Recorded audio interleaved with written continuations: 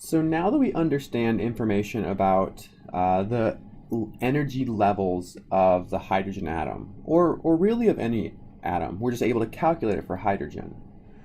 What we're going to do now is move into a new idea known as atomic emission spectroscopy. Okay, so spectroscopy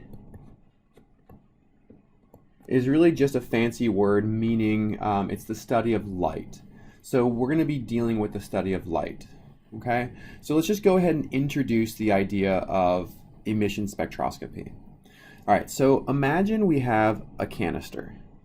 Okay, and inside this canister we have a bunch of hydrogen. And we only have hydrogen. So underneath this we have a heat source or an energy source. This is a candle. Okay, so we have a heat source, an energy source. And the idea is that this heat, this energy, is able to take the electrons from the lowest energy state in hydrogen and move them up to a higher energy state. Okay, so let's look at this on our diagram. Okay, so we know that hydrogen only has a single electron. And under normal conditions, that electron is going to be positioned in the lowest energy state. We call this the ground state. The lowest possible energy level for an electron is called the ground state. Okay, so as this hydrogen atom is heated up, this electron gains energy. And since it gains energy, it can hop up to a higher energy state. So because we add energy, it can jump up to a higher energy level. It could hop up to the second shell, or the third shell, or the fourth shell. It could hop up as high as it wants. We call these excited states. They're excited because the electron has gained energy and it's gotten excited. Okay, so when we give atoms energy, the electrons jump up to a higher energy level. These are our excited states.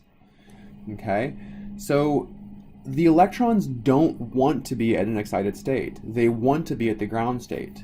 So just like it took energy to go to move the electron from the ground state to an excited state, well, this electron wants to relax back down. It wants to get back down to the ground state. So this electron can then relax back down to the ground state. Okay, and this process of having an excited electron relax back down to the ground state is known as emission spectroscopy. Because this electron, it took energy to get it to move up, right? So we had to excite it. It took energy to move it up, and that energy came from our candle, from our flame. So when this electron relaxes, when it goes back down to the ground state, it has to release energy. And it releases the energy in the form of a photon. And remember, a photon is a particle of light. And light travels as a wave. So we actually see waves being ejected or being emitted when this electron relaxes down to a lower energy state. Of course, these waves are characterized by their frequency or their wavelength.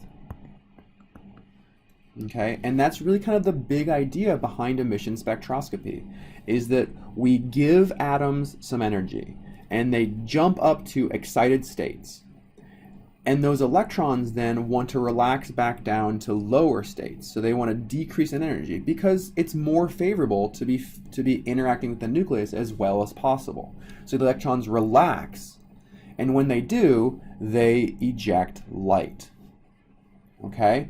So this light, if we pass it through a prism, okay, this is a prism. If this light is passed through the prism, it's going to be diffracted and split into very specific wavelengths. Okay? So as it passes through this prism, it's ejected.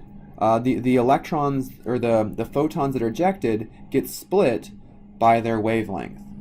Okay? and we see really, really specific wavelengths that are ejected. Okay, we call this the emission spectra. So the idea is if we had a black panel, a black background, then we can actually see different colors coming up corresponding to these different wavelengths.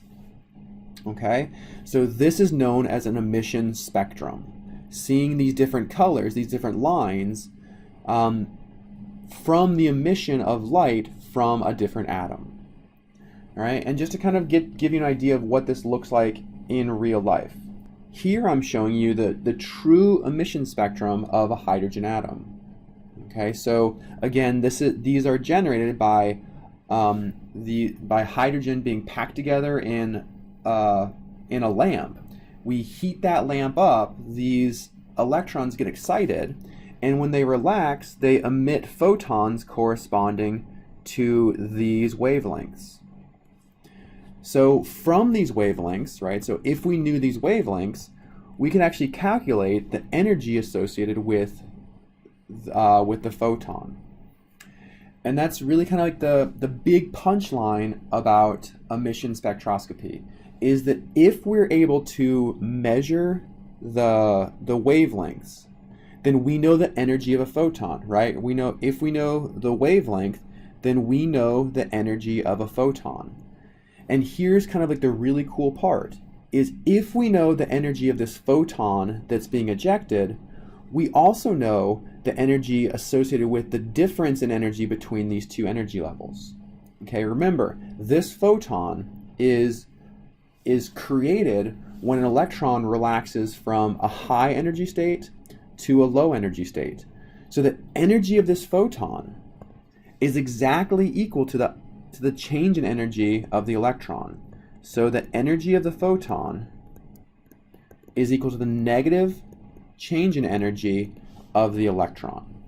Okay, this is another example of the conservation of energy. So this delta E, right, this means the energy of the low state or the final state minus the energy of the initial state. Okay, and remember these values we can calculate, right? So if the final state happens to be 1, then this is the energy of the first level. And if we start at the second state, this is the energy of the second level. So these are values that we can calculate for the hydrogen atom. And in the next video, we'll go ahead and do that.